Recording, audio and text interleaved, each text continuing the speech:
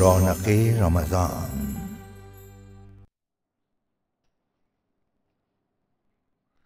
اعوذ باللہ من الشیطان الرجیم. بسم اللہ الرحمن الرحیم. محترم ناظرین، السلام علیکم. رونق رمضان کے ساتھ ایک بار پھر حاضر میں ہوں آپ کا میزبان انیق احمد. خواتین و حضرات، الحمدللہ یہ 19واں روزہ پاکستان میں شروع ہو رہا ہے اور یہ سحر ٹرانسمیشن کا ہم آغاز کر رہے ہیں کراچی سے.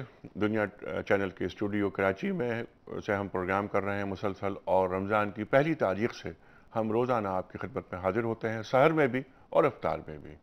ہمارے ملک کے جید علماء، معتبر علماء اور صاحب نظر علماء تشریف لاتے ہیں، ان کے سامنے سوالات رکھتے ہیں، ہم بھی اور آپ بھی. گفتگو ہوتی ہے اور رمضان کا جو فیضان ہے اسے حاصل کرنے کی کوشش کرتے ہیں، فجوس سے قریب آنے کی کوشش کرتے ہیں، رمضان کے اس مبارک مہینے سے برکات سمیٹنے کی کوشش کرتے ہیں. خواتین و حضرات، یہ ٹرانسمیشنز انشاءاللہ تعالی 29 یا 30 رمضان یعنی شوال کے چاند نظر آنے تک جاری رہیں گی انشاءاللہ تعالی. اور خواتین و حضرات، جو موضوع ہمارا جاری ہے وہ موضوع بہت بڑا موضوع، اور اس پر جتنی گفتگو کی جائے وہ کم ہے. یعنی وہ موضوع ہے اسوہ رسول کریم صلی اللہ علیہ وآلہ وسلم. سیرت پہ بات ہو رہی ہے، بہت ساری بات ہو چکی ہے. آج ہم بات شروع کریں گے وہاں سے جہاں کل افطار میں سلسلہ کلام ٹوٹا تھا. آپ کے علم ہے کہ ہم نے بات کی سرکار دو عالم صلی اللہ علیہ وسلم کی بعثت سے قبل کے جو حالات ہیں، آپ کی مکی زندگی اور 40 برس کے عرصے تک جو اہم واقعات رونما ہوئے، اور اس میں سرکار دو عالم صلی اللہ علیہ وآلہ وسلم نے کس انداز سے اپنے کردار کو بتایا، صادق اور امین کہلوایا، حلف الفضول کا واقعہ، حجر اسود کی تنصیب کا واقعہ، فجار کی لڑائی. خواتین و حضرات، اس پر تفصیل سے ہم نے کلام کیا. ہمارے علماء نے ہمیں بتایا کہ کس طرح ہم ان تمام واقعات سے آج درس حاصل کر سکتے ہیں. خواتین و حضرات، جب 35 برس آپ کی عمر مبارک ہوئی تو آپ غار حرا میں، جسے حضرت عائشہ صدیقہ رضی اللہ تعالی عنہ فرماتی ہیں کہ تہنس کا آغاز کیا، اللہ تعالیٰ کو یاد کرنے کا آغاز کیا. وہاں آپ تشریف لے جاتے تھے، اعتکاف میں ہوتے تھے، عبادت کرتے تھے، اور 2 دن 3 دن ایک طویل ایک سلسلہ ہوتا تھا، آپ قیام کرتے اور اللہ کو یاد کرتے کہ اقرا بسم ربک الذی خلق خلق الانسان من علق اقرا وربک الاکرم الذی علم بالقلم علم الانسان ما لم یعلم. پہلی وحی نازل ہوتی ہے. خواتین و حضرات، یہاں سے ہم آغاز کریں گے. پہلی وحی کیا ہے؟ پہلی وحی کی جو آیات ہیں تفصیل سے ان پر بات ہوگی، اور پہلی وحی سے آج کا مسلمان اور امت کہاں اور کس طرح درس حاصل کر سکتی ہے. خواتین و حضرات، تشریف فرما ہے محترم ڈاکٹر محمد حماد لکھوی صاحب، ممتاز عالم دین، تشریف لائیں لاہور سے.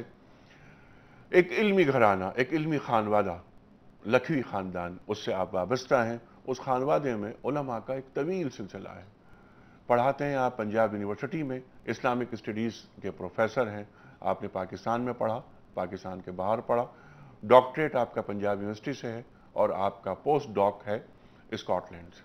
آپ کے ساتھ تشریف فرما ہے محترم مفتی محمد زبیر صاحب. سب آپ سے واقف ہیں، ہمارے ملک کا بہت معروف اور مقبول نام. خواتین و حضرات، آپ کو معلوم ہے کہ پروگرام کا آغاز ہوتا ہے آیات ربانی کی تلاوت سے. چلتے ہیں لاہور، جہاں منتظر ہیں محترم قاری خالد عثمان علوی الازہری صاحب. آیات ربانی کی تلاوت سے رونق رمضان کا آغاز ہوتا ہے. بہت شکریہ انیق صاحب. اعوذ باللہ من الشیطان الرجیم. بسم اللہ الرحمن الرحیم.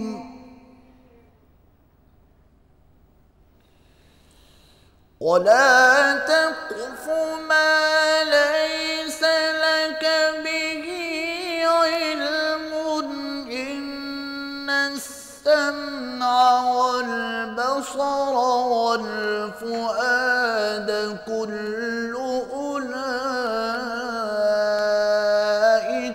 كَانَ عَنْهُ مسؤولا.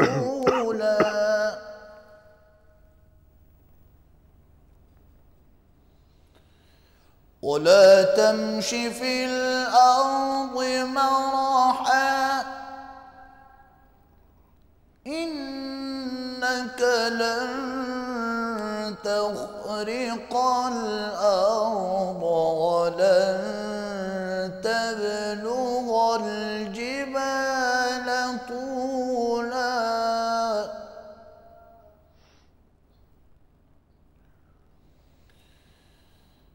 كل ذلك كان سيئه عند ربك مكروها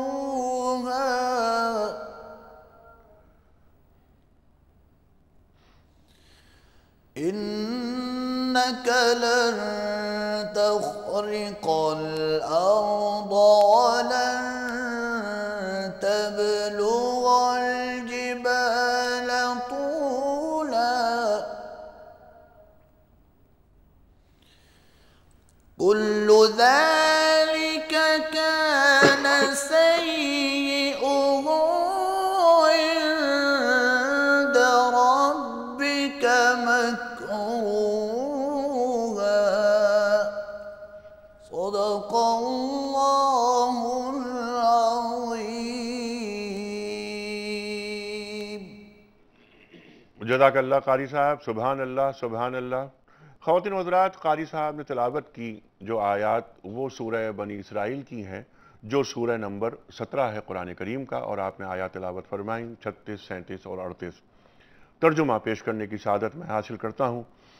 اور اے بندے، جس چیز کا تجھے علم نہیں اس کے پیچھے نہ پڑ، کہ کان اور آنکھ اور دل ان سب جوارے سے ضرور باز پرس ہوگی، اور زمین پر اکڑ کر اور تن کر مت چل، کہ تو زمین کو پھاڑ تو نہیں ڈالے گا اور نہ لمبا ہو کر پہاڑوں کی چوٹی تک پہنچ جائے گا۔ ان سب عادتوں کی برائی تیرے پروردگار کے نزدیک بہت ناپسندیدہ ہے۔ خواتین و حضرات، آیات ربانی کی تلاوت اور ترجمے کے بعد پروگرام کا آغاز ہم کرنا چاہیں گے محترم ڈاکٹر حماد لکھوی صاحب سے۔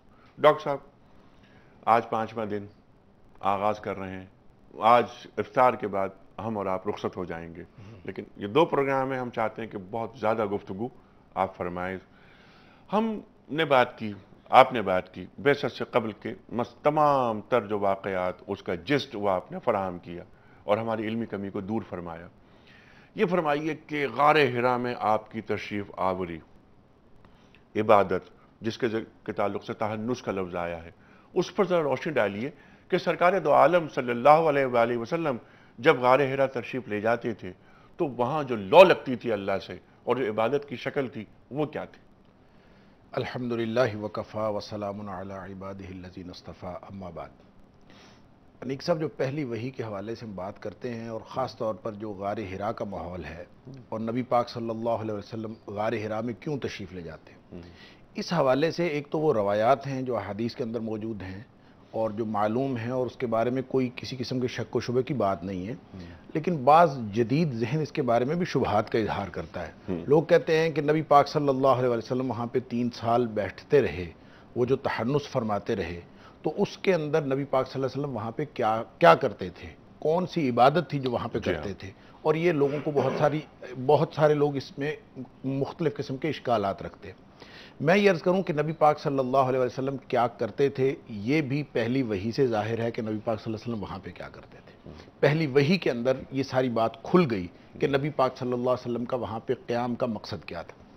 آپ وہاں پہ تشریف لے جاتے اور روایات کے مطابق آپ 3 سال پہلے یہ معاملہ شروع ہو گیا، اور نبی پاک صلی اللہ علیہ وسلم کا معمول یہ تھا کہ بالعموم رمضان میں آپ جا کے تقریباً پورا رمضان وہاں پہ اعتکاف فرماتے تھے اور یکم شوال کو آپ واپس تشریف لے آتے تھے، اور علاوہ ازیں بھی بعض اوقات وہاں پہ، اور حضرت خدیجہ طاہرہ رضی اللہ تعالیٰ عنہا بھی بالعموم آپ کے ساتھ تشریف لے جاتی ہیں اور ادھر ادھر کہیں بیٹھ جاتی، اور نبی پاک صلی اللہ علیہ وسلم وہاں پہ غار حرا کے اندر قیام فرماتے ہیں۔ اب جب نبی پاک صلی اللہ علیہ وسلم کو جو آخری یعنی جبریل علیہ السلام تشریف لائیں تو اس سے 6 مہینے پہلے نبی پاک صلی اللہ علیہ وسلم کو خواب کے اندر ایسی چیزیں نظر آنا شروع ہو گئیں، یعنی سچے خواب رویا صادقہ وہ آنا شروع ہو گئے، جو نبی پاک صلی اللہ علیہ وسلم کو اگلے دن اس کی سچائی ظاہر ہو جاتی تھی، اور یہ تقریباً 6 مہینے تک یہ سلسلہ رہا، چونکہ دور وحی کل 23 سال کا ہے اور اس میں سے 6 مہینے یہ ہیں، اس لیے یہ کہا جاتا ہے کہ سچے خواب جو ہیں وہ نبوت کا 46واں حصہ ہے۔ بہت اچھی بات، اور وہ اس کی وجہ یہ تناسب ہے۔ اب نبی پاک صلی اللہ علیہ وسلم کے پاس جبریل علیہ السلام تشریف لاتے ہیں۔ ٹھیک ہے، اچھا اب یہاں سے جہاں آپ کی بات رک رہی ہے کہ حضرت جبریل علیہ السلام تشریف لا رہے ہیں، سرکار دو عالم صلی اللہ علیہ وسلم کے پاس حاضر ہوتے ہیں اور اقرا بسم ربک الذی خلق کی بات ہوتی ہے۔ ہمیں جانا اس وقت بریک پر، واپس آئیں گے جہاں بات کٹی ہے آپ کی وہیں سے بات شروع ہوگی۔ خواتین و حضرات چھوٹا سا بریک۔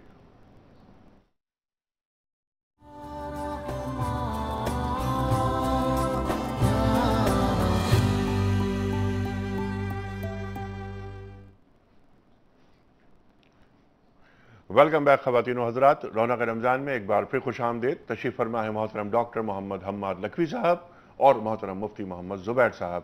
بات ہو رہی ہے سرکار دو عالم صلی اللہ علیہ وآلہ وسلم کی سیرت کے حوالے سے۔ خواتین و حضرات، اس سے پہلے کہ میں اگلا سوال رکھوں اور کچھ کالز لوں جو ٹیلی فون پہ ہمارے ساتھ بات کرنا چاہ رہے ہیں، کوئز کا سوال میں آج کا ریپیٹ کرنا چاہتا ہوں آپ کے سامنے۔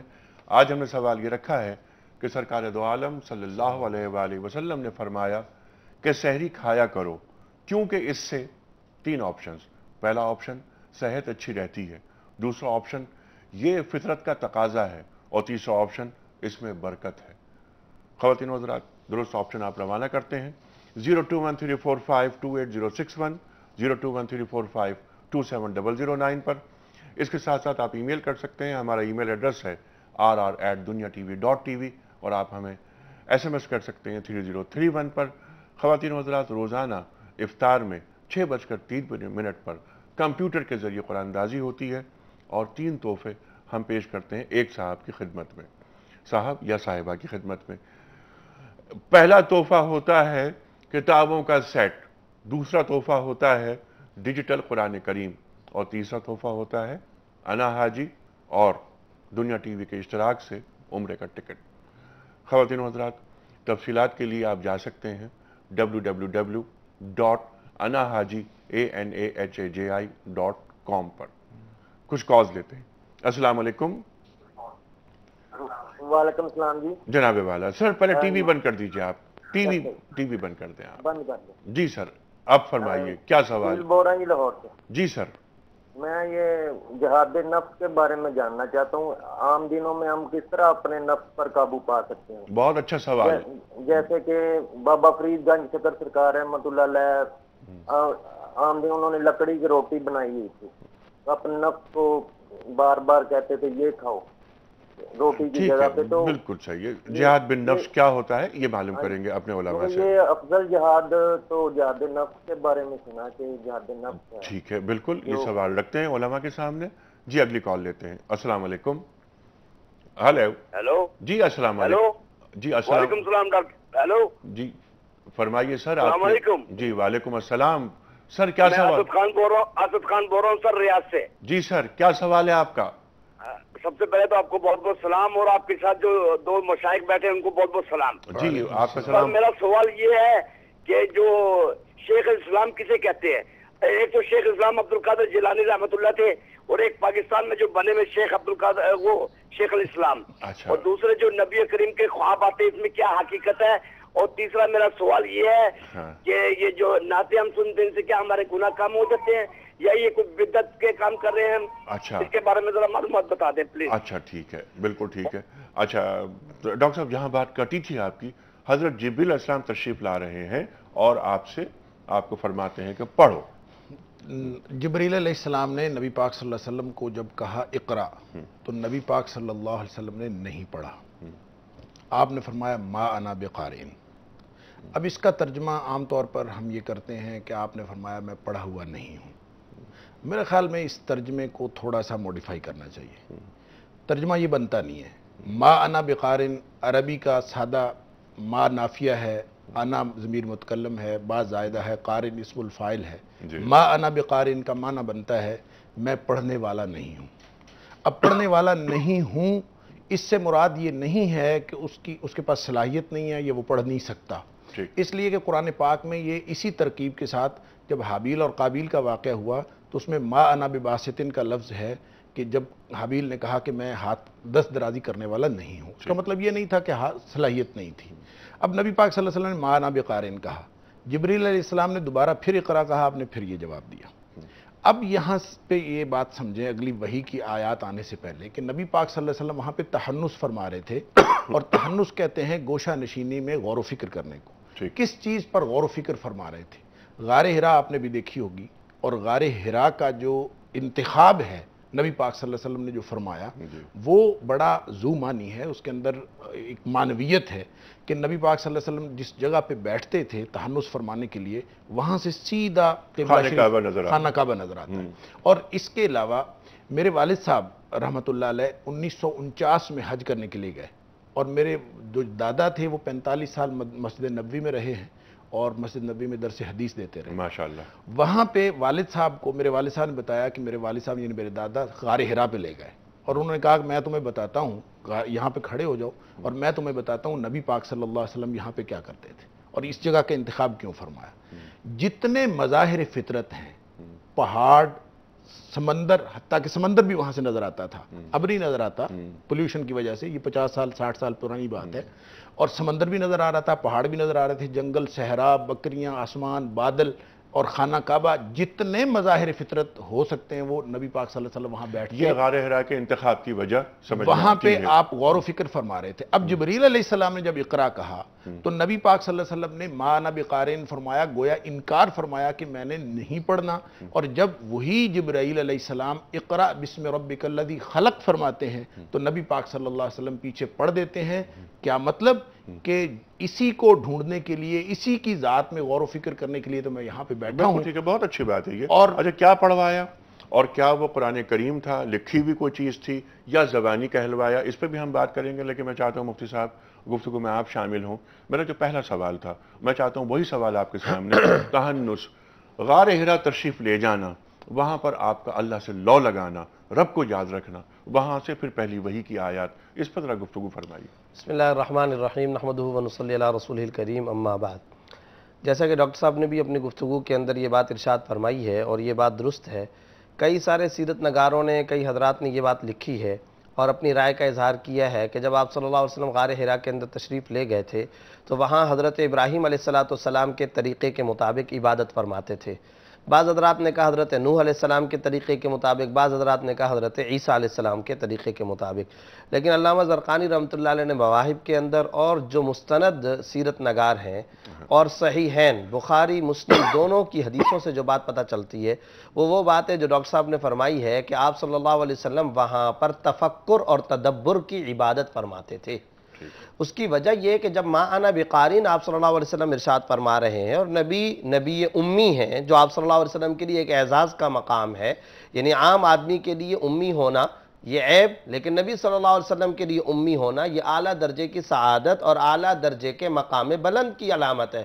اس کی وجہ یہ ہے، سب حضرات کو یہ پتہ ہونا چاہیے، اس میں نقطہ در حقیقت یہ ہے کہ آپ صلی اللہ علیہ وسلم کے پاس براہ راست اللہ کی طرف سے وحی آتی تھی، اس کے باوجود کفار مکہ میں سے بعض لوگ کہتے تھے کہ آپ صلی اللہ علیہ وسلم نے فلاں سے سیکھ کر کے یہ آیات ہمارے سامنے بیان کر دی ہیں، کوئی کیا الزام لگاتا تھا، کوئی کیا الزام۔ اگر آپ صلی اللہ علیہ وسلم لکھنا پڑھنا، لکھنے پڑھنے سے مراد یہ کہ وہ پیپر پہ نقوش اور کاغذ پر لکھنا، اگر وہ آپ صلی اللہ علیہ وسلم جانتے ہوتے تو فوری طور پر یہ اعتراض ہو سکتا تھا کہ نبی صلی اللہ علیہ وسلم اپنی جانب سے بنا کر آیات پیش کرتے ہیں، تو اللہ تعالیٰ نے اس کو آپ صلی اللہ علیہ وسلم کے معاملے کو اس سے کئی گنا بلند رکھا، اور براہ راست اللہ تعالیٰ معلم ہے۔ نبی صلی اللہ علیہ وسلم کے پاس اللہ تعالیٰ کی طرف سے وحی اور وحی کی شکل و صورت کے اندر علوم پہنچا کرتے تھے۔ یہاں پہنچنے کے بعد جو میرے لیے سبق کا معاملہ ہے، جو آپ کے لیے سبق کا معاملہ ہے کہ غار حرا کے اندر آپ صلی اللہ علیہ وسلم نے عبادت فرمائی اور اس کے بعد وہ اقرا کی پہلی وحی کا نزول ہوتا ہے، ان دونوں باتوں کو سامنے رکھتے ہوئے جو نقشہ نکھر کر کے قوم اور انسانیت کے سامنے آ رہا ہے وہ ہے تفکر، تدبر اور اس کے بعد تعلیم و تعلم۔ یہ ہے در حقیقت وہ ابتدائی اور بنیادی نصاب۔ بھائی انیق صاحب، چاروں طرف قتل و غارت گری ہو رہی ہے اور تباہی اور بربادی کی داستانیں عام ہیں، ایک دوسرے کو مارنے مرنے پر تلا ہوا طبقہ ہے پورے کا پورا، حکومت ان پر کرنے کے لیے کوئی تیار نہیں ہے۔ घोड़ा भैंस ऊंट आगे पीछे होने पर 40-40 साल की जंगें हो रही हैं, और फिर सूरत हाल ये है कि एक दूसरे के रिश्ते नाते तोड़ दिए गए, माँ का एहतराम खत्म, बाप का एहतराम खत्म, बेटी को बोझ समझकर जिंदा दरगोर करने का मामला, तबाही की दास्तानें। कुरान करीम बड़ा खूबसूरत नक्शा खींचता है, कुंतुम अला शफा हुफरत मिनन नार फअनक़ज़कुम मिनहा, तुम आग के गड्ढे के किनारे पर पहुंच चुके थे। अनक़ज़कुम अरबी जबान का लफ्ज है किसी को उचक लेना, दामन से पकड़ पकड़ करके खींच लेना। फरमाया अल्लाह ताला ने कि आप सल्लल्लाहु अलैहि वसल्लम को हमने भेजा, लक़द मन्नल्लाहु अलल मुअमिनीन इज़ बअस फ़ीहिम रसूला मिन अनफुसिहिम यतलू अलैहिम आयाति। यहां से एक नुक्ते का पता चलता है, जब तबाही होती है, जब कत्ल व क़िताल का बाजार गर्म होता है, जब जिहालत का दौरा होता है, जब चारों तरफ मासियतों का दौर होता है, इन सारे मसाइल का हल पहली वही से नुक्ते के तौर पर क्या समझ में आ रहा है? इक़रा इक़रा इक़रा बिस्मि रब्बिकल्लज़ी खलक़। पता ये चला जब चारों तरफ तबाही होगी तो लॉन्ग पीरियड जिसका हल है वो है तालीम। चौथी आयत के अंदर अल्लज़ी अल्लम बिल कलम, कलम की बात। ये कैसा मजहब, कैसी मिल्लत अल्लाह ताला ने हमको अता फरमाई, जिसकी पहली वही का बाकायदा पहला लफ्ज पढ़ने से ताल्लुक रखता है, जिसमें कलम की बात की गई है, जिसमें किताबत की बात की गई है। और उससे पहले इन्न फी खल्क़िस समावाति वल अर्ज़ वख्तिलाफ़िल लैली वन नहार लआयातिन लिउलिल अलबाब, आसमान की तख्लीक में, जमीन की तख्लीक में अकल वालों के लिए निशानियां हैं। ये अकल वाले कौन लोग होते हैं? कौन है ये अकल वाला? मेरी आपकी नज़र में बैंक बैलेंस ज़्यादा हो, मेरी आपका घर बड़ा, मेरी आपकी नज़र में कारोबार बड़ा, खुदा की नज़र में अकल वाला कौन है? ये वही का पहला पूरे का पूरा मंजर कुरान करीम अपने पूरे के पूरे कलाम के अंदर उसका नक्शा खींचता रहता है। अल्लाह ताला कहते हैं अकल वाला वो है अल्लज़ीना यज़कुरून अल्लाह क़ियामा व क़ुऊदा व अला जुनूबिहिम व यतफ़क्करून फ़ी ख़ल्क़िस समावाति वल अर्ज़। खड़े बैठे करवटें लेते अल्लाह को याद करते हैं, और अल्लाह को याद करने का तरीका क्या है? यतफ़क्करून फ़ी ख़ल्क़िस समावाति वल अर्ज़, आसमान और ज़मीन की तख्लीक में तफ़क्कुर करते हैं।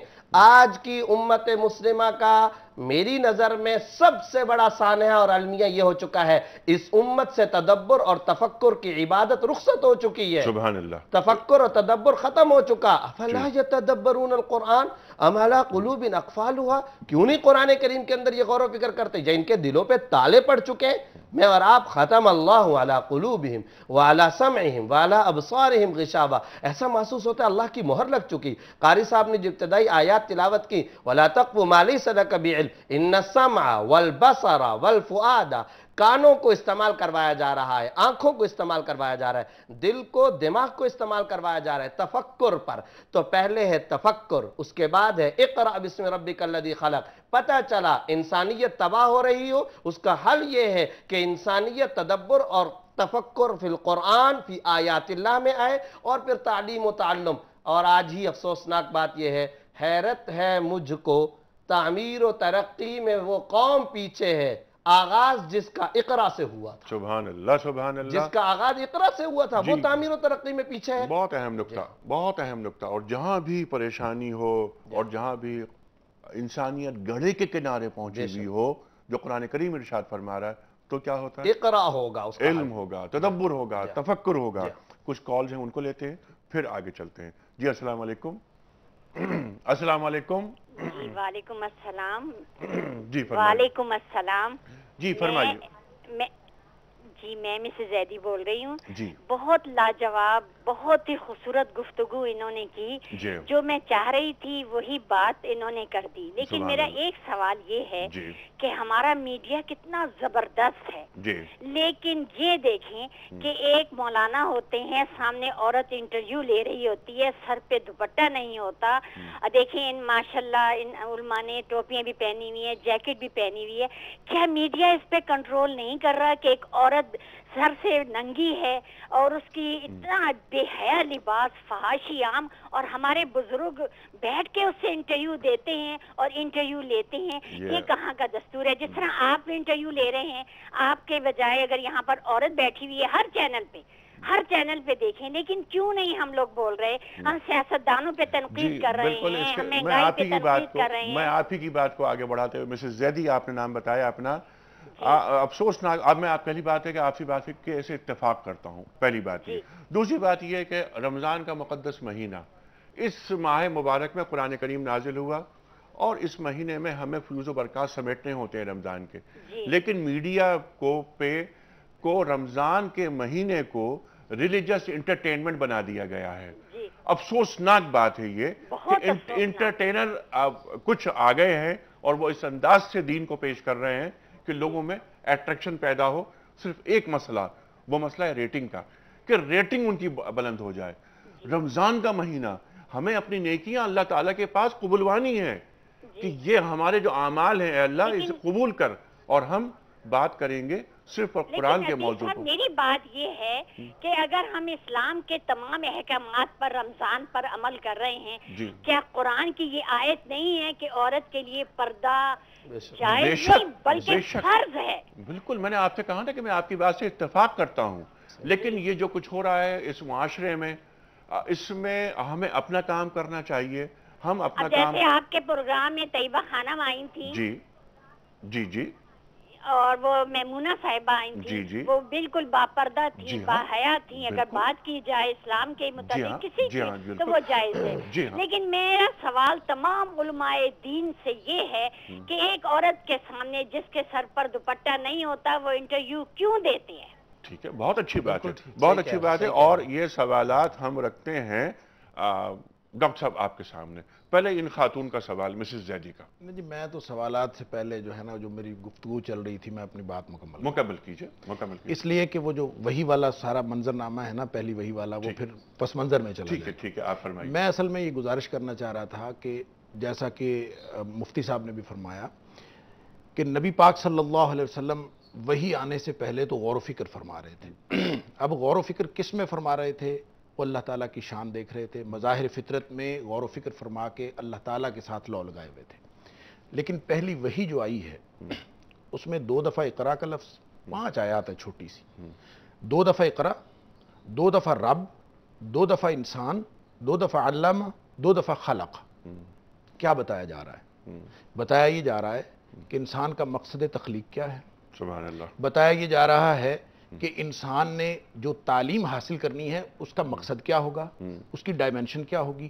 تعلیم کی مقصدیت بتائی جا رہی ہے. اقرا پہ نبی پاک صلی اللہ علیہ وسلم نے نہیں پڑھا, اقرا پہ نہیں پڑھا, اس وقت پڑھا ہے جب اقرا بسم ربک الذی خلق, اس کے اندر مقصدیت پیدا ہوئی ہے. اگر مقصدیت نہ ہو, تعلیم کے اندر مقصدیت نہ ہو, یا یوں سمجھ لیجئے کہ جو تعلیم انسان کو اپنے خالق سے نہیں ملاتی, وہ تعلیم نبی پاک صلی اللہ علیہ وسلم کی لائی ہوئی وحی کے مطابق تعلیم نہیں. سبحان اللہ, کیا نکتہ ہے, بہت اچھا. پہلی وحی میں ہی پوری مقصدیت طے ہو گئی ہے, پورا سسٹم طے ہو گیا ہے کہ جس مقصد کے لیے انسان کو تخلیق کیا گیا تھا اس کو وہ ضابطہ سکھایا جا رہا ہے کہ تعلیم وہ ہونی چاہیے جو نبی پاک صلی اللہ, جو اللہ کریم کے ساتھ انسان کا ناطہ جوڑ دے. یعنی تعلیم اور توحید, یہ ہے وہ 5 آیات. یہ 5 آیات کے اندر گویا پورا سسٹم, پورا ضابطہ حیات بتا دیا. اور میں نے جیسے عرض کیا کہ اقرا ایک دفعہ ہی کافی تھا, 5 آیات کے اندر دیکھیں نا ریپیٹیشن کیا ہے. اقرا کی 2 دفعہ تکرار ہے, رب کے لفظ کی تکرار ہے, انسان کے لفظ کی تکرار ہے, خالقہ کی تکرار ہے, علامہ کی تکرار ہے. اور یہ تکرار اور یہ اصرار یہ بتاتا ہے کہ اصل میں انسانی زندگی کا مقصد کیا ہے. اور پہلی وحی نے وہ سارے خطوط متعین فرما دیے ہیں جو انسانی زندگی کی دنیاوی اور اخروی فلاح کے لیے لازمی ہے. ٹھیک ہے, اور اسی بات کو لے کے آگے چلیں گے. آپ نے بے انتہا اہم نکات کی جانب اضافہ کیا اور اشارہ کیا, اس پر تفصیل سے ہم رک کے بات کریں گے. اقرا بسم ربک الذی خلق, رب کا جب لفظ آیا تو سرکار دو عالم صلی اللہ علیہ وسلم کے لیے یہ اجنبی لفظ نہیں تھا, فوراً پڑھ دیا, فوراً پڑھا. ایک نقطہ یہ بھی نکل رہا ہے, خلق الانسان من علق. اس پر گفتگو آپ دونوں حضرات نے اب تک نہیں فرمائی, اس لیے میں عرض کر رہا تھا. انسان کی حیثیت بیان کر دی گئی کہ انسان کی حیثیت کیا ہے, لوتھڑا ہے, کس بات پہ کرتا ہے انسان. لم یکن شیء مذکورا. جی, اس پر کچھ کاز لیتے ہیں پھر آگے بڑھیں گے. جی السلام علیکم. جی وعلیکم السلام. انیس بھائی کیسے ہیں آپ؟ خیریت سے ہیں؟ الحمدللہ.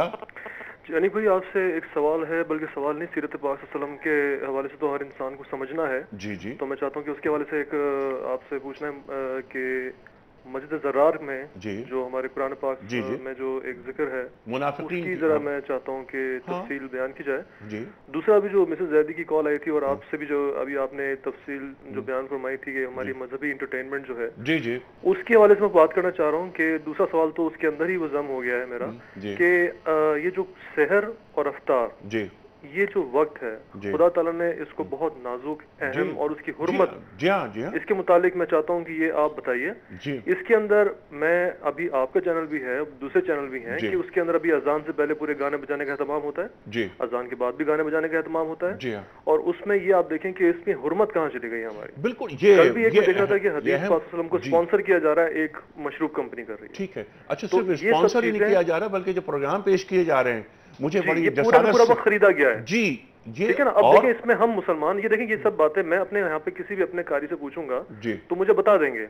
بتانا فون میں مقصد یہ ہوتا ہے آپ کے ساتھ بات کرنے کا جس میں کروڑوں جو مسلمان جو لوگ دیکھ رہے ہیں وہ کوئی سوال کسی ذہن میں ہوتا ہے وہ بات نہیں کر پاتا تو آپ کے ذریعے سے سب لوگ سن لیں. بہت اچھی بات ہے, بہت اچھی بات. جس طرح ہمارے علماء قرآن پہ بات کر رہے ہیں, سرکار دو عالم صلی اللہ علیہ وسلم کے اسوے پہ بات کر رہے ہیں, یہ ہے رمضان کا مہینہ اور رمضان کے مہینے کا تقاضا ہے. یہ تعلیمات آپ کا پروگرام بالکل 100% اس کے اوپر بالکل اس کے اوپر محیط ہے. جی بالکل. صرف میں یہ چاہتا ہوں کہ یہ اس آپ کے پروگرام میں جو بریک پہ ہم جاتے ہیں اس پہ سب کچھ دیکھیں نا. اگر مسجد کے باہر کوئی انسان ڈھول لے کے بجائے تو سب لوگ منع کریں گے بھائی یہ کیا کر رہے ہو. ٹھیک ہے. اور ہم اس وقت کو سحر اور افطار کے وقت کو ہم نے اپنی مذہبی انٹرٹینمنٹ بنا لیا ہے. ٹھیک ہے. تو یہ علماء کرام اس بارے میں کیا کہتے ہیں اگر اتنی سی بھی گنجائش نکلتی ہے بہت اچھی بات تو پھر آگے سے ہمارے لیے تو بے انتہا قسم کے نکلتے ہیں معاملے جس کو ہم اپنی مرضی کی ہم اپنی جو ہے نا وہ چیزیں. بلکہ مسجد زرار کے واقعے میں بھی یہی معلوم ہے میرے ذہن میں خیال آ رہا ہے کہ اس اصحاب صفا کو اس طرف لے کے آنے کی کوشش کی جا رہی تھی اور وہ اپنی مرضی کے مطابق شاید ان کے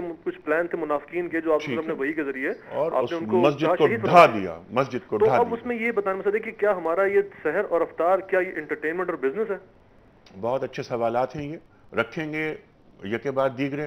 مفتی صاحب, علم الانسان بالقلم سے پہلے جو بات عرض کی تھی ہم نے کہ اقرا بسم ربک الذی خلق, رب کا جو لفظ یہاں پر ہے رب سے ایک مانوس یہ جو انسیت ہے اور یہ لفظ اجنبی نہیں تھا سرکار دو عالم صلی اللہ علیہ وسلم پر, اس پر روشنی ڈالی آپ. علم الانسان ما لم یعلم. اچھا یہاں اقرا بسم ربک الذی خلق کے اندر اللہ تعالیٰ کی طرف سے وحی کے اندر جب آپ صلی اللہ علیہ وسلم سے یہ کہا گیا اقرا آپ پڑھیے بسم ربک الذی خلق اپنے رب کے نام سے, ظاہر ہے یہ ایک لفظ قرآن کریم کا ہے, ہزاروں نقطے اس سے نکلتے ہیں. اگر وہ تفسیر کبیر کو کھولا جائے, امام راضی و غزالی کو پڑھا جائے تو اس میں وہ یہ بھی کہتے ہیں کہ جی بسم اللہ الرحمن الرحیم کا حکم بھی یہاں سے نکل رہا ہے کیونکہ بسم ربک الذی خلق ہے. پھر ساتھ ساتھ میں جیسا کہ ڈاکٹر صاحب نے فرمایا تھا ما انا بقاری, آپ صلی اللہ علیہ وسلم نے اپنے بارے میں فرمایا, تو اس کا جواب بھی ایک طرح سے ہو گیا کہ آپ اپنے رب کے نام سے پڑھیے, اور رب کے نام سے جب پڑھیں گے تو آپ کے لیے سہولت اور آسانی کا معاملہ ہوگا. یہ سب نکات ہیں, لیکن یہاں جو سب سے زیادہ قابل غور نقطہ ہے اس کو میں خاص طور پر مینشن کرنا چاہتا ہوں, ہائی لائٹ کر کے ذکر کرنا چاہتا ہوں, اور وہ ہے آج کے عہد کا سب سے بڑا مسئلہ. وہ ہے آج کے عہد کا سب سے بڑا مسئلہ. اس پر میں چاہوں گا آپ تفکر بھی کیجئے, تدبر بھی کیجئے, اور ہمارے سننے والے بھی سنیں. آج کے دور کے اندر جو سب سے بڑا علمی حادثہ ہو چکا ہے وہ یہ کہ سائنس, جدید ایجادات, ٹیکنالوجی, فزکس اور بیالوجی اور سائنس کے تمام علوم سے رب کے نام کو جدا کر دیا گیا ہے. جی یہ بہت اہم بات ہے. یعنی رب کے نام کو جدا کر دیا گیا, جبکہ آپ ایک بات یاد رکھیے, جس علمی یونیورسٹی کا شجرہ نسب صفا اور غار حرا سے نہیں ملتا وہ ثابت النسب یونیورسٹی نہیں ہے. بہت اچھی بات ہے. علوم کا سرا اقرا بسم ربک الذی خلق کے ساتھ جڑا ہوا ہے. رب علوم کا مرکز ہے. نبی صلی اللہ علیہ وسلم کے پاس جو وحی آتی تھی وہ علوم کا مرکز ہوتی تھی. نبی جہاں جاتے تھے وہ علوم کا مرکز. نبی بدر میں وہ علوم کا مرکز بن گیا, وہ احد میں وہ علوم کا مرکز, وہ خندق میں وہ علوم کا مرکز, مسجد نبوی میں بیٹھے ہیں یہ علوم کا مرکز, حضرت ام المومنین عائشہ صدیقہ رضی اللہ تعالیٰ عنہ کے حجرے اور بستر مبارک پر ہیں وہ علوم کا مرکز. تو یہ یاد رکھنا چاہیے اللہ کی طرف سے جو کچھ وحی آتی ہے اس سے زیادہ علم اور اس سے باہر نکلا ہوا علم اگر ہوگا اس کو فن کہہ دو, اس کو کوئی ہنر کہہ دو, وہ علوم کی تعریف پر نہیں آئے گا. واشنگٹن ڈی سی کی یونیورسٹی ہو یا آکسفورڈ کی یونیورسٹی ہو, اگر اس کا نسب صفہ اور غار ہرا کے ساتھ نہیں ملا ہوا، وہ ثابت النسب نہیں ہے، وہ غیر ثابت النسب یونیورسٹی ہوگی۔ بہت اچھی بات ہے، اگر اس کا سلسلہ جوڑا ہوا ہے تو پھر وہ علوم ہمارے لیے قابل قبول بھی ہیں، قابل اعتبار بھی ہیں۔ بالکل ٹھیک ہے، میں یہ چاہتا ہوں خانقاہ کو اور سائنس لیبارٹری کو، ان دونوں کے حسین امتزاج سے صحابہ کرام جیسے لوگ پیدا ہوں گے، اور یہی امت کا آج کا سب سے بڑا علمی حادثہ۔ بہت اچھی بات ہے، یہ ضروری ہے کہ علوم دنیاوی علوم دینی ان کے درمیان فرق نہیں ہونا چاہیے، یہ بہت اہم چیز ہے، اس پہ ہم بات کریں گے۔ خواتین و حضرات، اس وقت جانا ہے بریک کی جانب۔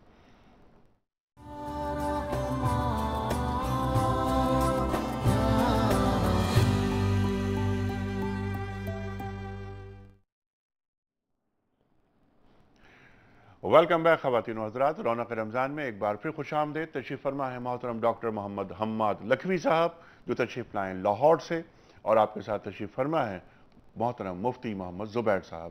گفتگو ہو رہی ہے، موضوع ہے ہمارا اسوہ رسول کریم صلی اللہ علیہ وآلہ وسلم۔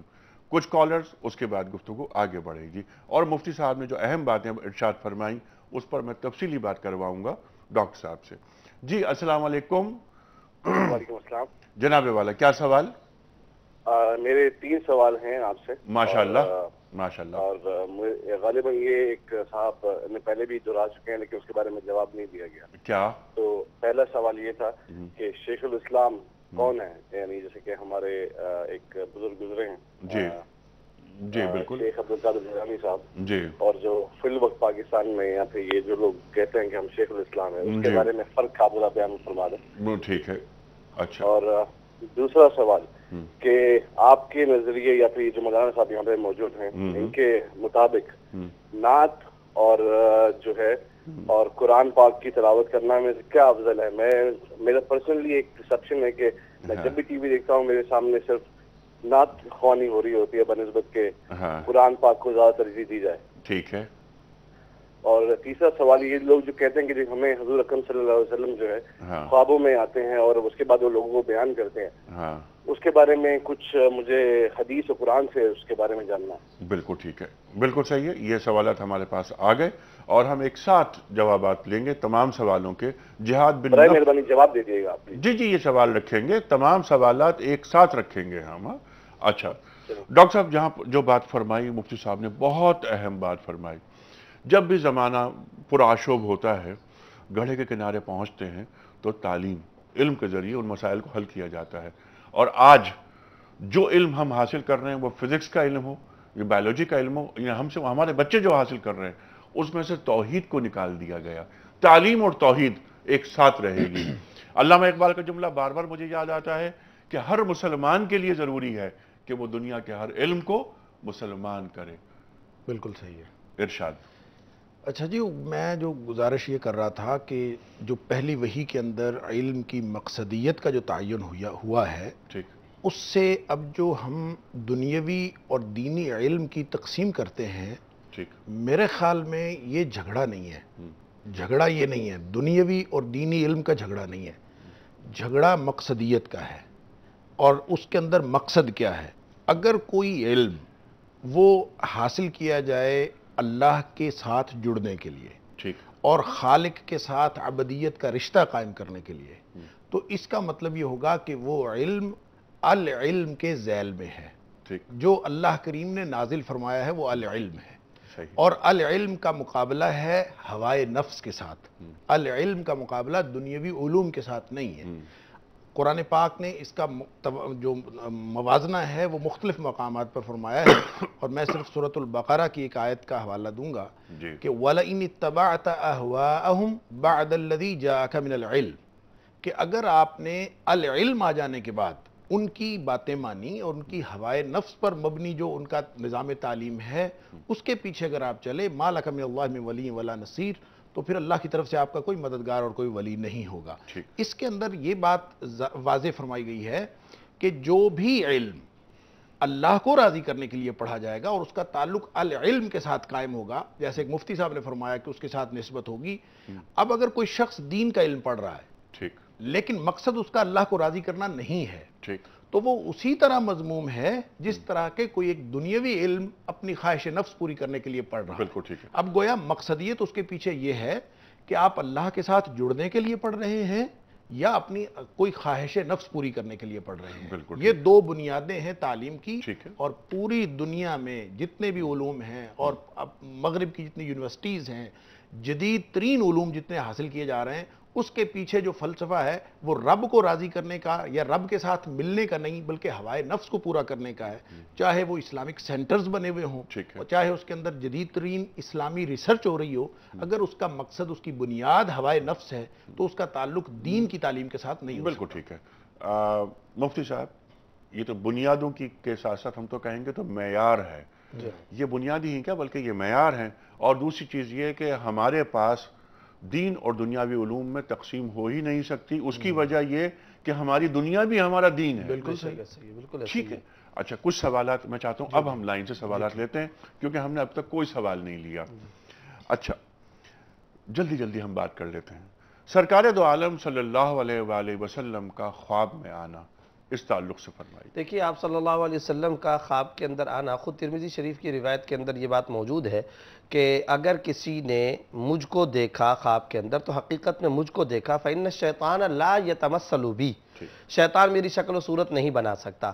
یہاں یہ بات یاد رکھنی چاہیے کہ آپ صلی اللہ علیہ وسلم اگر خواب کے اندر نظر آئے تو حقیقت میں آپ صلی اللہ علیہ وسلم نظر آئے, کیونکہ شیطان ان کی تصویر ان کی شکل نہیں بنا سکتا. لیکن شیطان یہ کام کر سکتا ہے کہ کسی اور کی شکل بنا کر دھوکہ دے سکتا ہے کہ یہ نبی صلی اللہ علیہ وسلم ہے. ایک نقطہ. دوسرا یہاں پر ایک اہم نقطہ جو علامہ ابن سیرین رحمۃ اللہ علیہ نے بیان کیا ہے اس کو بھی خاص طور پر لوگوں کے ذہن کے اندر یہ ڈالنا چاہیے.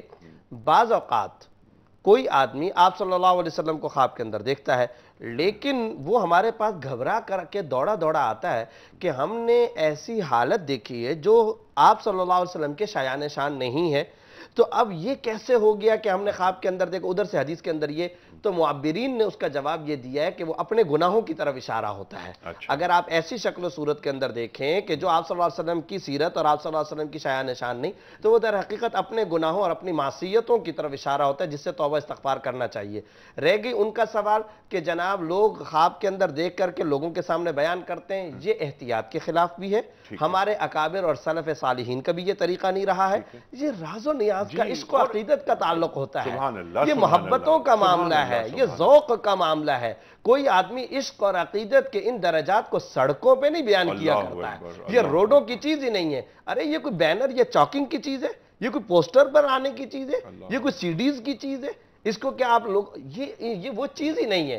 تو اس لیے جب ہمارے سلف صالحین کا یہ اسوہ وتیرہ اور طریقہ نہیں رہا, اب اگر کوئی شخص یہ کام کرتا ہے ہم حسن ظن رکھیں گے, ہم بدگمانی تو نہیں کرتے, لیکن بہرحال اس کا دعویٰ مشکوک ضرور ہو جاتا ہے کہ وہ طریقہ غلط اختیار کر رہا ہے. بالکل ٹھیک ہے. مفتی صاحب کچھ کالرز مزید لیتے ہیں. جی السلام علیکم. السلام علیکم سر, آپ کا پروگرام بہت ہی خوبصورت, الحمدللہ, بہت ہی ضرور آتا ہے آپ کا پروگرام دیکھتے ہیں. الحمدللہ, بس دعا فرمائیے. آج جو موضوع ہے اس حوالے سے میں عرض کروں جی جی کہ نبی کریم صلی اللہ علیہ وسلم جب معراج کا جو واقعہ میں پڑھ رہا تھا, جی جب حضرت ابراہیل علیہ السلام کو حضرت نبی کریم صلی اللہ علیہ وسلم کو لے کے جب گئے اور جب سدرۃ المنتہا تک پہنچے جی تو اس وقت حضرت جبرائیل علیہ السلام رک گئے. جی تو آپ نبی کریم صلی اللہ علیہ وسلم نے فرمایا کہ ابراہیل چلو. تو اس وقت حضرت جبرائیل علیہ السلام نے عرض کی کہ یا رسول اللہ میں اس سے آگے نہیں چل سکتا اور تجلی سے میں جل جاؤں گا. جی تو اگر اس وقت حضرت جبرائیل علیہ السلام کو میرے نبی کی شان کا میں معذرت کے ساتھ ہی کہوں گا کہ اگر وہ ساتھ چل پڑتے تو کیا ہوتا, اگر وہ نبی کے جا کس کے ساتھ رہتے, اگر وہ چل پڑتے تو کیا تھا. ایک یہ میری نبی کی شان ہے. اگر میں معذرت کے ساتھ عرض کروں گا کہ حضرت جبرائیل علیہ السلام کو سے بھی معذرت کہ ان کو بھی میرا خیال یہ اندازہ نہیں تھا کہ اچھا یہ برادر میرا سوال, آپ کوئی سوال آپ کا اگر ہے تو بتائیے. آپ سر دوسرا سوال میرا یہ ہے کہ جو بیعت کرنے کا طریقہ ہے, جی جی جی, جو پیر بیعت کرتے ہیں, ہاں ہاں, جو میں نے قرآن پاک میں سورہ فتح کے اندر آیت ہے ان الذین یبایعونک ان کا ترجمہ یہ ہے کہ بیعت جو ہے ہاتھ پہ کی جاتی ہے. جی بالکل صحیح, ٹھیک ہے جی. لیکن آج کل میں نے یہ دیکھا ہے ٹی وی پر بھی اور عام اس میں بھی لوگ کہتے ہیں کہ جی ایسے. بالکل ٹھیک ہے. خواتین و حضرات اس وقت ہمیں جانا ہے بریک پر, جب واپس آئیں گے یہ سوالات رکھیں گے علماء کرام کے سامنے. چھوٹا سا بریک.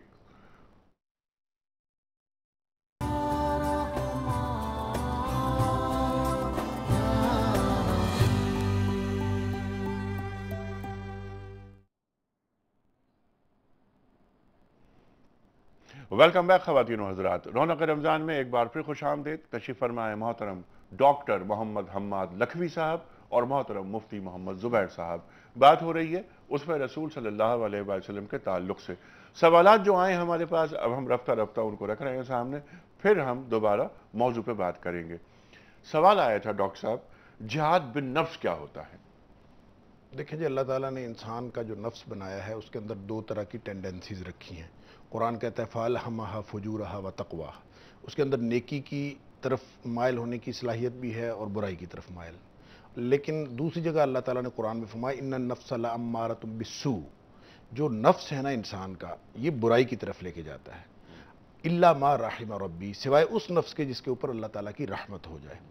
अब ये इंसान के इम्तिहान के लिए अल्लाह ताला ने जिस तरह से इबलीस और उसका लश्कर बैरूनी दुश्मन रखा है जो इंसान को नेकी की राह से रोकता है और इंसान को सारी ज़िंदगी उससे जंग करना है, बाइन ही एक दाखिली दुश्मन है इंसान का, वो है इंसान का नफ्स। और जब इंसान उस नफ्स को, उसकी हवा जो उसकी ख्वाहिश है, उसको रोक कर अल्लाह की मर्ज़ी के ताबे करेगा तो ये उसके ख़िलाफ़ जंग करना है। नबी पाक सल्लल्लाहु अलैहि वसल्लम ने फरमाया अल मुजाहिदु मन जाहद नफ्सहु फी ताअतिल्लाह, जो अपने नफ्स के ख़िलाफ़ जिहाद करता है अल्लाह की इताअत पर उसको मजबूर करने में।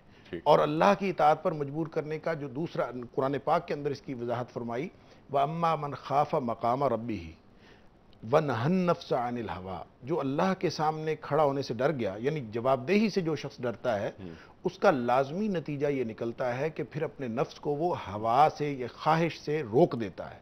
तो अपने नफ्स को ख्वाहिशों से रोकना अल्लाह की इताअत और अल्लाह के रसूल सल्लल्लाहु अलैहि वसल्लम की इताअत के लिए ये है जिहाद बिन नफ्स। और ये हकीकत में सिर्फ बेअमली तक महदूद नहीं रहता, बल्कि अमल की जो इंतहा है वो भी जिहाद बिन नफ्स में शामिल है। बहुत अच्छी बात।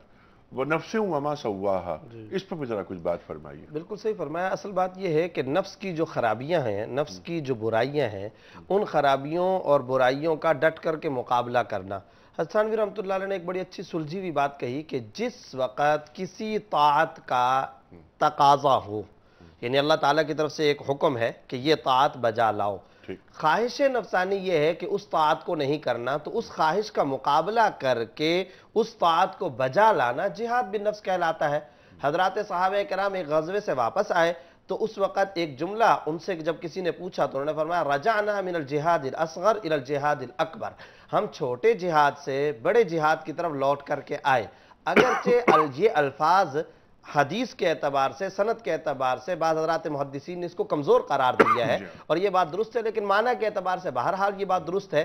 एक सहाबी आप सल्लल्लाहु अलैहि वसल्लम की खिदमत के अंदर आए, वालिदैन का मामला था, वालिदैन की खिदमत, आप सल्लल्लाहु अलैहि वसल्लम ने वहाँ पर जिहाद के लफ्ज़ के इतलाक़ करते हुए फरमाया फ़फ़ीहिमा फ़जाहिद, जाओ और अपने बूढ़े वालिदैन की खिदमत करो, यहीं पर तुमको जिहाद का सवाब मिलेगा। पता चला सुस्ती का इलाज चुस्ती ना करने का इलाज करना है, ये है असल में जिहाद बिन नफ्स। और इसी के बारे में कुरान और हदीस के अंदर कहा गया मा आताकुमुर रसूलु फखुज़ू व मा नहाकुम अन्हु फंतहू, रुक जाओ जिससे नबी ने मना कर दिया और जो आप सल्लल्लाहु अलैहि वसल्लम ने तुम्हें दिया, जिसका हुक्म दिया उसको इख्तियार कर लो, इसे जिहाद बिन नफ्स कहा जाता है। सुभान अल्लाह, सुभान अल्लाह। ये मिसिस जैदी की कॉल आई थी, ये बहुत अहम कॉल थी और बड़ा हसास मौजू। डॉक्टर साहब ये फरमाइए, आप भी मीडिया पे आते हैं, देखते हैं, ये मीडिया का जो किरदार है ख़ास तौर पर रमज़ान के महीने में, क्या आप उससे मुतमईन हैं? देखें जी, इस्लाम के तसव्वुर का मामला है। हमने दीन जो है ना वो हमारी ज़िंदगियों से निकल गया है। इस्लाम सिर्फ एक गुफ्तगू का मौजू रह गया है और गुफ्तगू का मौजू बनाने के लिए कोई शर्त बाकी नहीं रही कि जो इस्लाम की बात कर रहा है उसकी ज़िंदगी में इस्लाम कितना दाखिल है। अब तो हम जो है वो इस तरह की मीडिया के ऊपर इस तरह का लोगों को देखते हैं कि इंतहाई जो अल्लाह की नाफरमानी का काम हो रहा होता है उसके ऊपर अल्लाह का शुक्र अदा किया जा रहा होता है कि अल्लाह का शुक्र है, मैंने जो फलां काम किया था, मैंने जो फलां फिल्म में काम किया था, मेरी फिल्म हिट हो गई, मैंने फलां डांस किया था वो हिट हो गया, उस पर अल्लाह का शुक्र अदा किया जा रहा होता है। ये अजीबो गरीब तसव्वुर जो दीन का बना दिया गया है, इसी ने आगे बढ़कर ये आज जो नौबत पहुंची है, इसी से नौबत पहुंची है कि अब वो लोग जिनकी ज़िंदगियों का दूर का ताल्लुक़ इस्लाम के साथ नहीं है, वो बैठ के इस्लाम के बारे में बात कर रहे हैं और सिर्फ इसलिए कर रहे हैं کہ وہ لوگوں کو رمضان کے حوالے سے کوئی نہ کوئی گفتگو بھی کرنی ہے اور ساتھ انٹرٹینمنٹ بھی دینی ہے، تاکہ ہمارا جو میڈیا کا کاروبار ہے وہ بھی ختم نہ ہو اور اسلام کی بات بھی چلتی رہے، اس کا زندگی کے ساتھ کوئی تعلق نہیں۔ اور خاص طور پر رمضان کے مہینے کتنا مبارک مہینہ مفتی صاحب، رمضان المبارک کے اندر قرآن کریم کی ان آیات کا جو سورۃ النور کے اندر خاص طور پر ذکر کیا گیا، قُلْ لِلْمُؤْمِنَاتِ يَغْضُضْنَ مِنْ أَبْصَارِهِنَّ وَيَحْفَظْنَ فُرُوجَهُنَّ، اور اسی طریقے سے قُلْ لِأَزْوَاجِكَ وَبَنَاتِكَ وَنِسَاءِ الْمُؤْمِنِينَ يُدْنِينَ عَلَيْهِنَّ مِنْ جَلَابِيبِهِنَّ، حجاب اور پردے کے احکام کی دھجیاں بکھیر کر کے اور شرعی احکام کی سے روگردانی کر کے آپ اسلام کے موضوع پہ پروگرام کرنا چاہتے ہیں۔ میں آپ کو عرض کروں، شریعت برائے فروخت ہو گئی ہے، اسلام برائے ریٹنگ ہو گیا ہے، کاروبار کے لیے، دنیا داری کے لیے، بزنس کے لیے شرعی بیان کو استعمال کیا جا رہا ہے۔ یہ وہ عادات ہیں جن کے بارے میں قرآن کریم نے کہا ہے کہ یہ یہود بنی اسرائیل کی عادات تھی جس نے ان کو برباد کیا تھا۔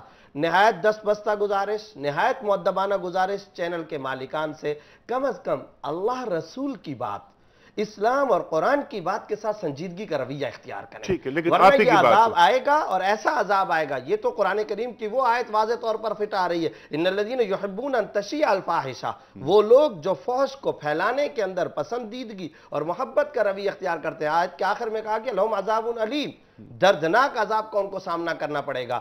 میڈیا انتہا درجے کا ذمہ دارانہ رویہ اختیار کرے، یہ ان کے بزنس کے لیے، ان کی قبر کے لیے، ان کی دنیا کے لیے، ان کی آخرت کے لیے ضروری ہے۔ اگر یہ رویہ اختیار نہیں کریں گے، چند ٹکوں کا، 2 پیسوں کا فائدہ سامنے نظر آ سکتا ہے، لیکن میں بہت بہت بہت ذمہ داری کے ساتھ کہہ رہا ہوں، دین کو استعمال کر کے ان الذین یشترون بعہد اللہ ثمنا قلیلا، کم قیمت پہ بیچ دیتے ہیں، بیچ کر کے آپ پیسے کو استعمال کرتے ہیں۔ خدا ایسے رزق سے پناہ میں رکھے، ان 2 ٹکوں پہ خدا کی لعنت برسے۔ ٹھیک ہے، اب میرا سوال آپ کی خدمت میں اگلا یہ ہے، آپ کی بات سے میں اتفاق کرتا ہوں، آپ نے بہت جذبے سے یہ بات کہی ہے۔ ہمارے جو علماء، اور یہ جو آپ نے بات کی نا لا تشتروا بآیاتی ثمنا قلیلا، یہ بنی اسرائیل کے علماء کے تعلق سے یہ بات قرآن کریم بیان کر رہا ہے۔ ہمارے جو معزز علماء اکرام، اللہ انہیں سلامت رکھے، ان کے ذریعے دین آگے پہنچتا ہے، جب انہی پروگراموں میں بیٹھ کر وہی جو انٹرٹینرشپ ہو رہی ہے اس میں داخل ہوتے ہیں، ان علماء کے تعلق سے کیا رائے آپ؟ خواتین کے ساتھ بے حجابانہ پروگرام اور ان کی بے پردگی کی حالت میں ان کے ساتھ اس انداز کا پروگرام کہ اس خاتون صاحبہ کا ایک ماضی اداکاری، فنکاری کی دنیا کے اندر، گانے بجانے کے اندر معروف ہے، ان کے ساتھ بیٹھ کر کے آپ اسلام کے اندرونی موضوعات پر گفتگو کرتے ہیں۔ میں عرض یہ کرنا چاہوں گا، اہل بصیرت علماء کرام اس سے احتراز کرتے ہیں، کرنا چاہیے۔ جو حضرات علماء کرام جاتے ہیں ان کی خدمت میں بھی یہی گزارش کی جا سکتی ہے کہ ان کا رویہ ہم اپنی سمجھ کے مطابق ناجائز سمجھتے ہیں، خلاف شریعت سمجھتے ہیں، خلاف اسلام سمجھتے ہیں۔ ٹھیک ہے وہ ایک مشن لے کر کے جاتے ہوں گے، ٹھیک ہے وہ ایک کلمہ حق کی بات کرنے کے لیے جاتے ہوں گے، لیکن ہم یہ کہنا چاہیں گے ان کی خدمت میں فورم بھی ضرور پہلے دیکھ لیا کریں کہ کس مقام پر جا کر کے آپ کو بات کرنی ہے اور کیا بات کرنی ہے۔ اس لیے میں سمجھتا ہوں یہ رویہ، یہ طرز، اگر ایک بات میں یہاں پر اور بھی کہوں گا، بعض اوقات وہ علماء ہی نہیں ہوتے، معذرت کے ساتھ سو کالڈ نام نہاد علماء ہوتے ہیں، اور معاشرے کے ہر طبقے کے اندر ہر طرح کے لوگ پائے جاتے ہیں۔ بعض اوقات ایسے افراد ہیں ان کے ہاں تو گناہوں کی وہ منڈیاں ہیں، اس لیے کہ ایک تو علم نہیں ہے اور علم کے بغیر وہ بات کرتے ہیں اور شریعت کے بارے میں فتوے صادر کرتے ہیں۔ ایک تو یہ ان کی غلطی، اور دوسرے جو حقیقی معنی میں علماء ہیں، میں سمجھتا ہوں ان کو بابصیرت علماء کی تقلید کرنی چاہیے اور ایسے بے حجابانہ طرز گفتگو سے احتراز کرنا چاہیے۔ ٹھیک ہے، اور خاص طور پر رمضان کے مہینے میں وہ مہینہ جو کہ برکتوں کا مہینہ، وہ مہینہ کہ جو قرآن کریم کو سمجھنے کا مہینہ، نزول قرآن کا مہینہ، اس میں صرف ایک چینل نہیں، آپ نے تو بات کی کسی ایک چینل کے حوالے سے، اس کو مجموعی طور پر میں چاہ رہا ہوں کچھ کال لے لیں، کیونکہ کچھ امریکہ سے، سعودیہ سے کچھ کال مجھے بتائی جاتی ہیں، اس کے بعد ہم یہی بات، یہ میں صرف اس میں ایک حدیث پیش کرنا چاہتا ہوں کہ نبی پاک صلی اللہ علیہ وسلم نے بنی اسرائیل پر جو لعنت کے اسباب بتائے، آپ نے فرمایا کہ ان کے علماء تھے اور جو لوگ برائیوں میں مبتلا ہو گئے تھے وہ ان کو 1-2 دفعہ روکا انہوں نے، لیکن ان کے ساتھ ملنا جلنا، اٹھنا بیٹھنا انہوں نے نہیں چھوڑا، ان کے ساتھ ملتے رہے، بیٹھتے رہے۔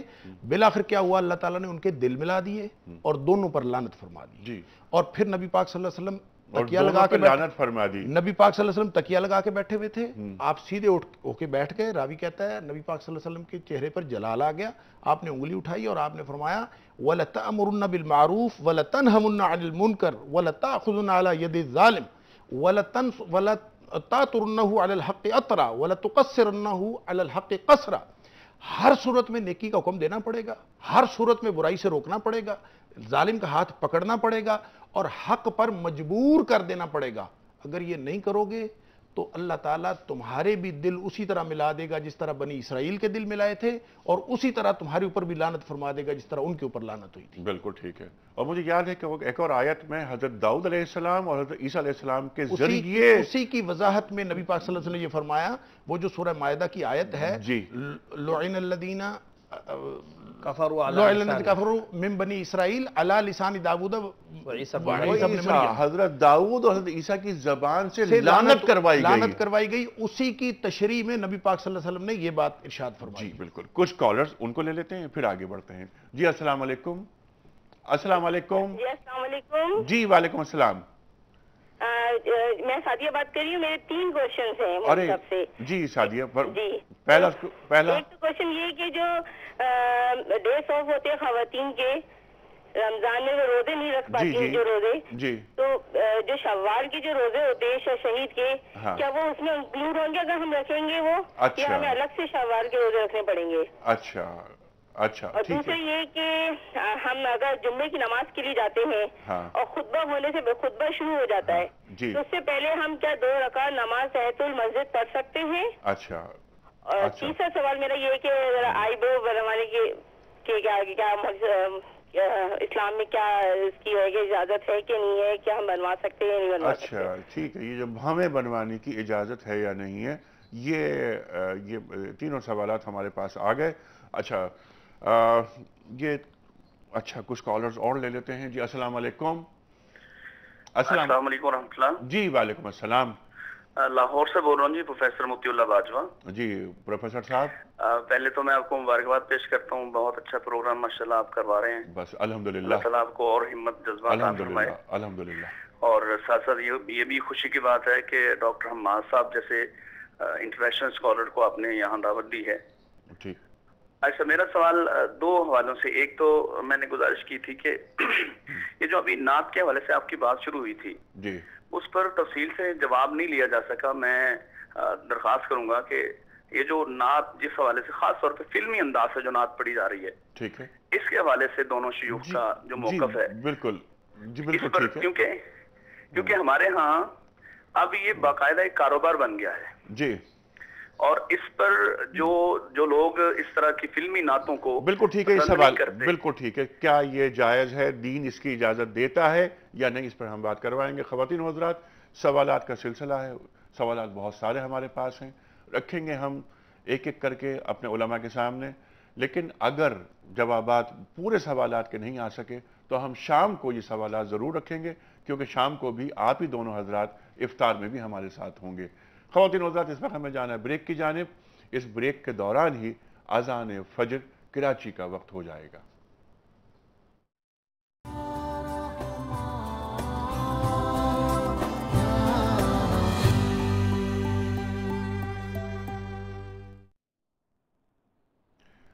वेलकम बैक ख़वातीन व हज़रात, रौनक रमज़ान में एक बार फिर खुश आमदीद। तशरीफ़ फरमाए मोहतरम डॉक्टर मोहम्मद हम्माद लखवी साहब और मोहतरम मुफ्ती मोहम्मद ज़ुबैर साहब। ये प्रोग्राम का बिल्कुल आखिरी हिस्सा जो हम पेश कर रहे हैं आपकी खिदमत में।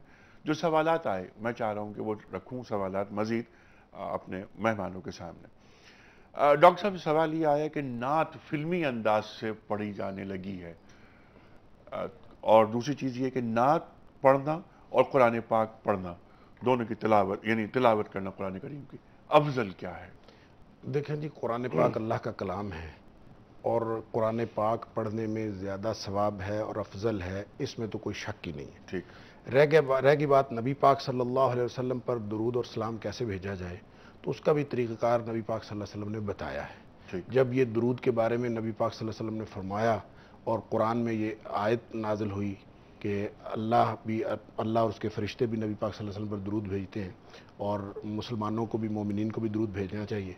तो नबी पाक सल्लल्लाहु अलैहि वसल्लम से सहाबा किराम ने पूछा कि इस्लाम का तो तरीक़ा हमें पता है कि हम नमाज में जो पढ़ते हैं अस्सलामु अलैका अय्युहन नबी व रहमतुल्लाहि व बरकातुहू, आप दुरूद का तरीक़ा भी बता दीजिए।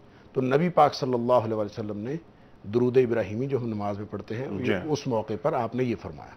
इसका मतलब यह है कि कोई शख्स और फिर आपका फरमान कि कोई शख्स एक दफ़ा दरूद भेजेगा मेरे ऊपर, अल्लाह ताला उस पर 10 रहमतें नाज़िल फरमाएगा। तो ये सवाब उसका भी है, लेकिन अगर उसका ताल्लुक दुरूद और सलाम के साथ हो तो उसका सवाब अपनी जगह, लेकिन कलाम पाक पढ़ने का, तिलावत करने का उसका सवाब ज़्यादा है। यही सवाल आपके सामने। सिलसिले में गुजारिश ये है कि जहाँ तक कुरान करीम की आयत का या अल्फाज का ताल्लुक़ है तो ये बात मनसूस है, नस के अंदर, हदीस के अंदर आ चुकी, ख़ुद कुरान करीम की आयत के अंदर भी आ चुका कि एक हर्फ भी अगर कुरान करीम का पढ़ा जाता है उस पर 10 नेकियां मिलती हैं।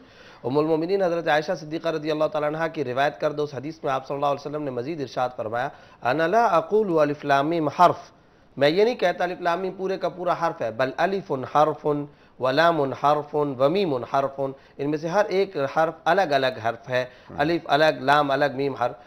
खुलासा ये अलिफ लाम मीम का मुख्तसर सा जुमला ज़बान से निकालिए, 30 नेकियां अपने नाम आमाल के अंदर लिखवा लीजिए। ये आप सल्लल्लाहु अलैहि वसल्लम ने खुद कुरान करीम के सवाब के बारे में बयान फरमाया। जाहिर सी बात है, इसमें कोई दूसरी राय नहीं हो सकती कि जो ये अजर और सवाब कुरान करीम की आयत का है वो नात का नहीं है। नात पढ़ना बिल्कुल जायज़, आला दर्जे की इबादत। खुद हज़रत हस्सान बिन साबित रज़ी अल्लाह ताला अन्हु को शायर रसूल कहा गया, अब्दुल्ला बिन रवाहा रज़ी अल्लाह ताला अन्हु को शायर रसूल कहा गया। नबी सल्लल्लाहु अलैहि वसल्लम के सामने इन्होंने नातें पढ़ी हैं, फिर आप सल्लल्लाहु अलैहि वसल्लम ने इनके लिए बाकायदे स्टेज लगवाया। एक हदीस में यहाँ तक बात आती है कि आप सल्लल्लाहु अलैहि वसल्लम ज़मीन पे तशरीफ़ फरमा हो गए, हस्सान बिन साबित रज़ी अल्लाह ताला अन्हु को कहा कि आप ऊपर बैठ करके नात पढ़ें। हज़रत फ़ारूक आज़म एक मरतबा मना करने लगे तो आप सल्लल्लाहु अलैहि वसल्लम ने अब्दुल्ला बिन रवाहा रज़ी अल्लाह ताला अन्हु की भरपूर तहसीन फरमाई, भरपूर तायीद फरमाई, और ये भी अल्फाज फरमाए गए कि जो ये अशार अदा करते हैं वो मुशरिकीन को तलवारों से ज़्यादा सख्त और संगीन जा करके महसूस होते हैं। तो नात पढ़ना बिल्कुल जायज़, आला दर्जे का सवाब, आला दर्जे के अजर की बात है। अलबत्ता खिलाफ शरीयत चीज उसमें नहीं होनी चाहिए, शिरकिया अशार नहीं होने चाहिए, नाजायज बात उसके अंदर नहीं होनी चाहिए, फिल्मी अंदाज में। अच्छा, जहां तक अंदाज का ताल्लुक है, फिल्मी गानों के अंदाज के अंदर, फिल्मी धुनों के अंदाज के अंदर होगा, गाने की लय के स्टाइल के अंदर होगा, जाहिर है ये बिल्कुल गलत है, खिलाफ शरीयत है, नाजायज और हराम है। इससे नात की तौहीन है, नात की तौहीन। ठीक है। अच्छा डॉक्टर साहब, ये फरमाइए, आप जल्दी जल्दी कुछ बातें आपसे कर लें। एक सवाल आया था खातून का कि जो ख़वातीन के रोज़े छूट जाते हैं, क्या वो शव्वाल के 6 रोज़ों में शामिल हो सकते हैं? देखें जी, वो तो नियत की बात है। अगर वो कज़ा रोज़ों की कज़ा करना चाहती हैं तो रोज़ों की कज़ा होगी। शव्वाल वाले 6 रोज़े तो नफली हैं, वो तो नफली इबादत है, वो फ़र्ज़ है। फ़र्ज़ और नफल बैक वक्त तो अदा नहीं हो सकता कि वो अगर फ़र्ज़ी रोज़े अपनी कज़ा करना चाहती हैं तो वो 6 रोज़े उसके अगर शव्वाल के रखना चाहती है वो अलग से रखने पड़ेंगे। खुलासा ये है कि शव्वाल के नफली रोज़ों में इन रोज़ों की कज़ा इंक्लूड नहीं होगी। ठीक है। जुमे की नमाज से पहले यानी खुतबे से के दौरान 2 रकत तहियतुल मस्जिद पढ़ी जा सकती है? खुतबे से पहले पढ़ना चाहिए और खुतबे के दौरान नहीं। शायद इसमें शेख की राय कुछ और होगी। हज़रत सुलैक गतफ़ानी रज़ी अल्लाह ताला अन्हु की एक रिवायत है जिसकी बुनियाद पर कई सारे हज़रात उलमाए किराम ने यह कहा कि दौरान खुतबा भी, लेकिन हम उसको इस पर महमूल करते हैं कि दर हकीकत ये हज़रत सुलैक गतफ़ानी की अपनी ज़ाती खुसूसियत थी। आप सल्लल्लाहु अलैहि वसल्लम ने एक रिवायत के मुताबिक बाकायदा तवक्कुफ़ फरमाया था और खामोशी इख्तियार फरमाने के बाद ये सहाबी बुखारी की रिवायत के मुताबिक मस्जिद में तशरीफ़ लाए तो इन्होंने तहियतुल मस्जिद पढ़ी थी। खुलासा ये खुतबे से पहले पढ़ना चाहिए, दौरान खुतबा नहीं। डॉक्टर साहब, जब उन्होंने खुद ही फरमा दिया कि चूंकि बात मौजूद है, नबी पाक सल्लल्लाहु अलैहि वसल्लम से रिवायत मौजूद है, लिहाजा तहियतुल मस्जिद पढ़ा जा सकता है। बिल्कुल ठीक है।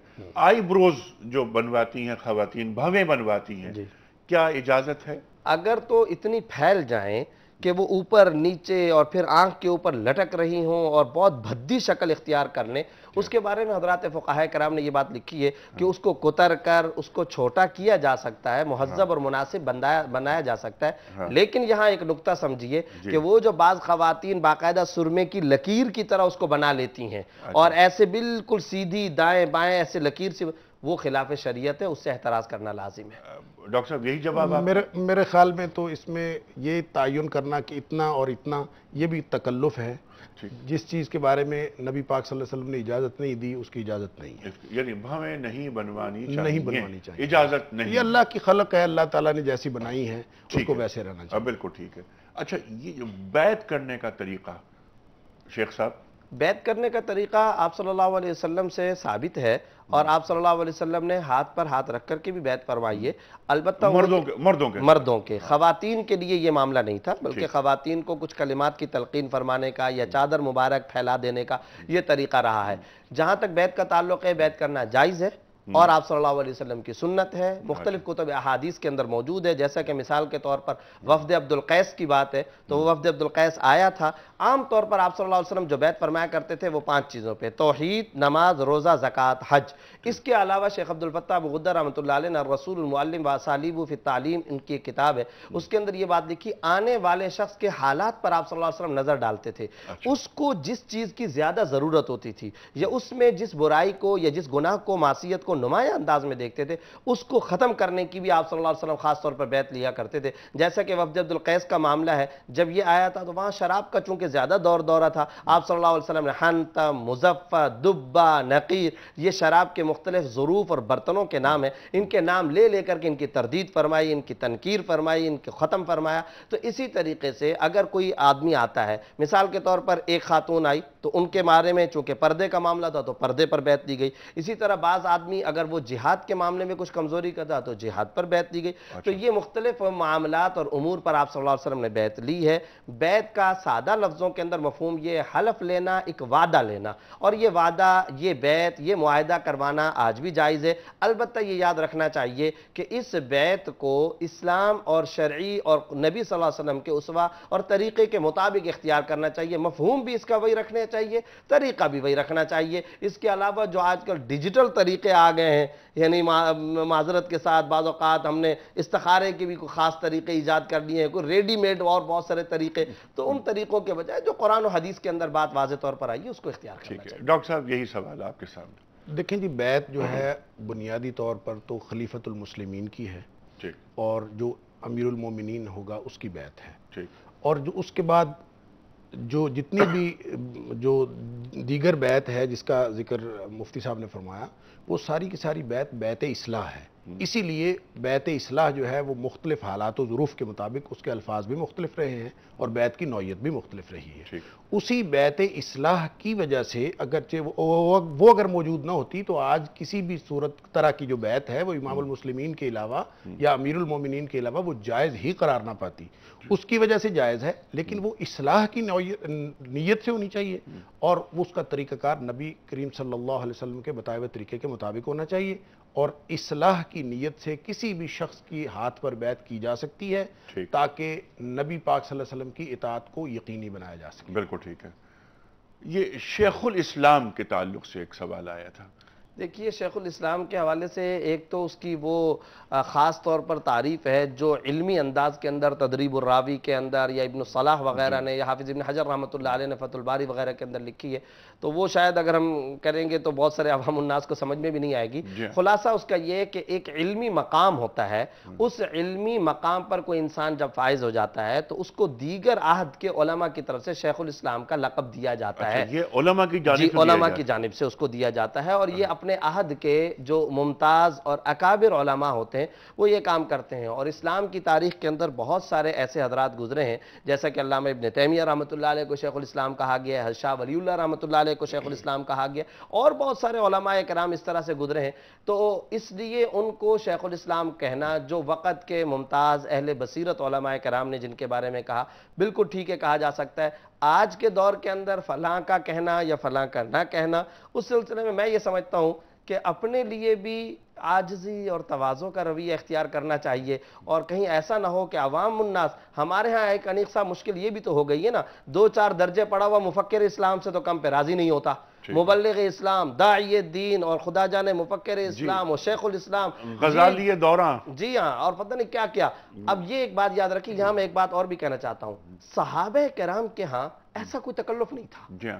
آپ اندازہ لگائیے، اٹھائیے ذرا بخاری اور مسلم کو، ابو بکر رضی اللہ تعالیٰ عنہ، عمر رضی اللہ تعالیٰ عنہ، آج تک کوئی بھی یہ نہیں کہتا امام عمر فاروق رضی اللہ تعالیٰ عنہ، کوئی یہ نہیں کہتا شیخ الاسلام والمسلمین حضرت عثمان غنی حضرت، تو اب معاملہ یہ صحابہ کرام کے بارے میں ابن مسعود نے نقشہ کھینچا، کان اصحاب رسول اللہ صلی اللہ علیہ وسلم اعمقهم علما واقلهم تکلفا، علم کے اعتبار سے یہ بڑے گہرے لوگ تھے، بڑا گہرا علم تھا ان کا، بڑا رسوخ فی العلم، والراسخون فی العلم جن کے بارے میں، لیکن تکلف کے اعتبار سے بڑے کمتر تھے، تکلف نہیں کرتے تھے۔ تو جیسے قرآن و حدیث کے اندر ایک تذکرہ چلتا ہے صحابہ کرام کا، اس طرح کے لگے بندے ایسے القاب جو کسی شخصیت پہ چسپاں نہ ہوتے ہوں، اور پھر ہماری طرف سے یہ چسپاں کرنا، اس میں عصبیت کو بھی پھر خاص طور پر دخل اندازی کروا لینا، یہ طریقہ مناسب نہیں، اس سے احتراز کرنا چاہیے۔ ٹھیک ہے، آپ کی بھی یہ رائے؟ میں صرف ایک اضافہ کروں گا کہ شیخ الاسلام یہ کسی بھی طرح کا جو لقب ہے اس کا تعین تاریخ کرتی ہے،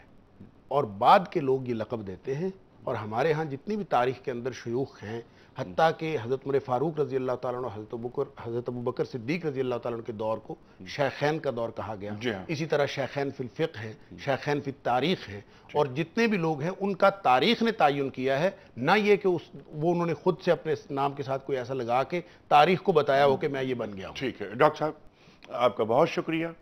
مفتی صاحب بڑا ممنون۔ خواتین و حضرات، پروگرام کا وقت یہاں ختم ہو رہا ہے۔ جو سوالات رہ گئے ہیں ہم دونوں مہمانوں کے ساتھ افطار ٹرانسمیشن میں رکھیں گے۔ شام تک کے لیے انیق احمد کو اجازت، خدا حافظ۔